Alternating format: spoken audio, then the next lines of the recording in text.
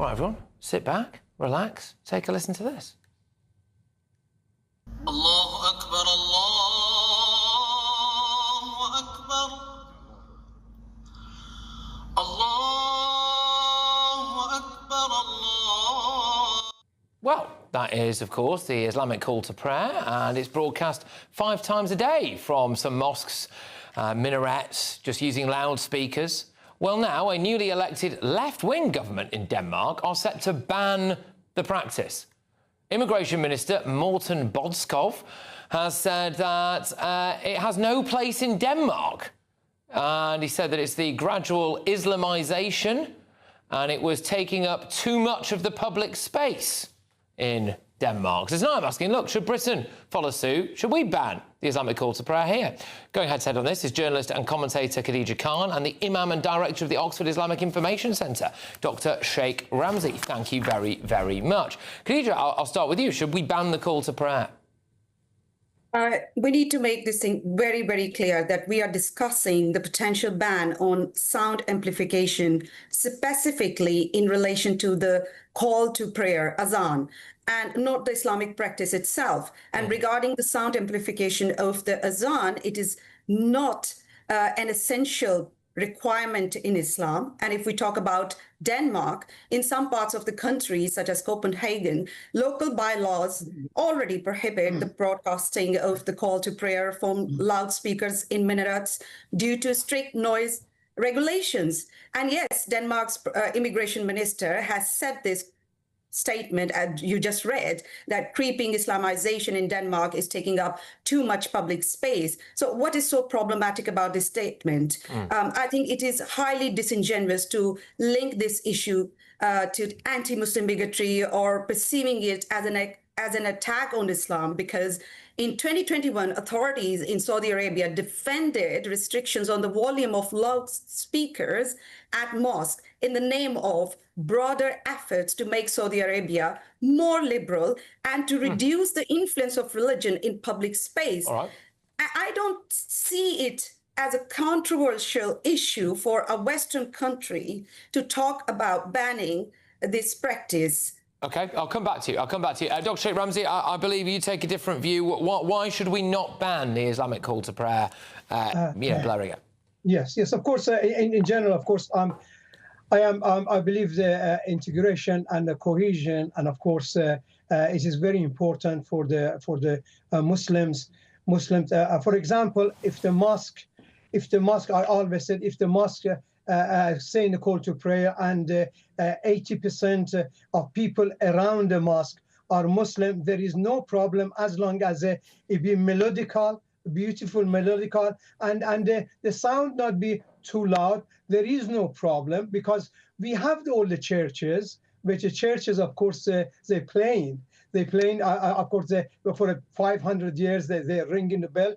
There is no problem. Many Muslim or non-Muslim, there are around the churches. However, that's the integration and cohesion.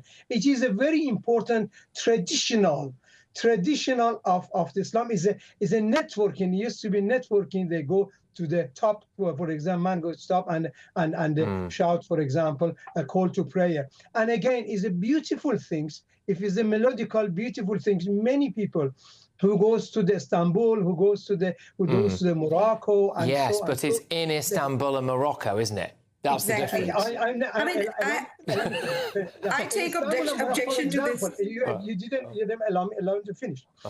I am myself going every year to the churches and the cathedrals and read the call to prayer. Read the Carl Jenkins, armed man and a peace, mass for peace. I am always going there, and 700 to 1,000 people love that. Again, I said, if there is, for example, places like Birmingham or so and so, around it they are there, and they can hear it, there is no problem. Again, city council, county council will decide. Is it not a... I'll come back to you. I'll come back to you. Thank you very much. Go on, Khadija. Would like to come back to that? I take objection to the meaning of Adhan, because it is problematic and questionable in public domain. The muezzin means the person performing the call for prayer. Explicitly, negates and falsifies other religion and asserts the superiority of Islam when he professes Shahada in Adhan. Now, this does not promote an inclusive or tolerant message toward people of faith and no faith. There are people living in this country in hiding due to the fear of life because they have left Islam and they have refused to profess the oneness of Allah. Then there are people who have fled the Muslim majority countries and sought refuge in this country because they were subjected to relentless persecution under the name of superiority of Islamic belief.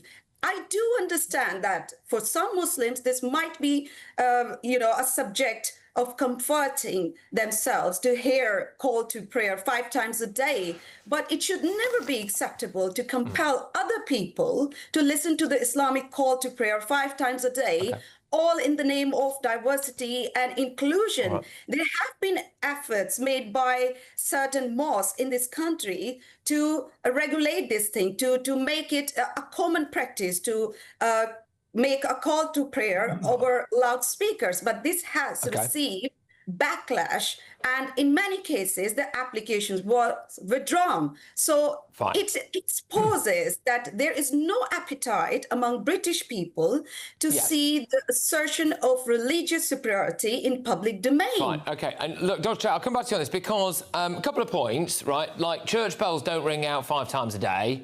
And they might ring out maybe potentially a bit on a Sunday, depends where you are, if there's a wedding or if there's a special occasion. It is also, historically been a Christian country, so there is some kind of historical context there, I suppose, for that.